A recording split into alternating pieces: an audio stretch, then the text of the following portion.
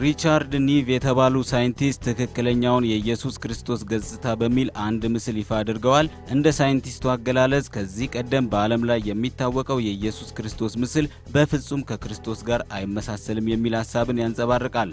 ሪቻርድ ኒቭ ትክክለኛውን የክርስቶስ ምስልን ለማግኘት የተለያዩ ታሪካዊ ማስረጃዎችን ተጠቅሜያለሁ ያሉ ሲሆን ከነዚህ ውስጥም ያኗኗር ዘይቤውንና የህይወት መርሁን ሰዎችን ያስረዳበት የነበረውን መንገድ እንዲሁም በመጽሐፍ ቅዱስ ውስጥ የተገለጸው ተክለሰውነቱ ይገኝበታል። ሪቻርድ ኒቭ ትክክለኛውን የኢየሱስ ክርስቶስ ምስል ለማግኘት ከ1998 ጀምሮ ጥናት ሲያካሂዱና ሲመራመሩ እንደነበርና በመጀመሪያ ሴንቸሪ የነበሩ የሰው ልጅን ራስ ቅል ለመመራመሪያነት እንደተጠቀሙበት ገልጸዋል። ትክክለኛውን የኢየሱስ ክርስቶስ ምስል ብለው በዘጋቢ ፊልም ያቀረቡት ምስል ከዚህ በፊት እኛ ከምናውቀውና በቤተ ክርስቲያን ከምንጠቀምበት ምስል ጋር ምንም አይነት ተመሳሳይነት የለውም። የሳይንቲስቱ በምርምር አገኘውት ያሉት የክርስቶስ ምስል ብዙዎችን ማወዛገቡና ማከራከሩ አይቀርም። የተቀባይነቱ ሁኔታ ወደፊት የሚታይ ቢሆንም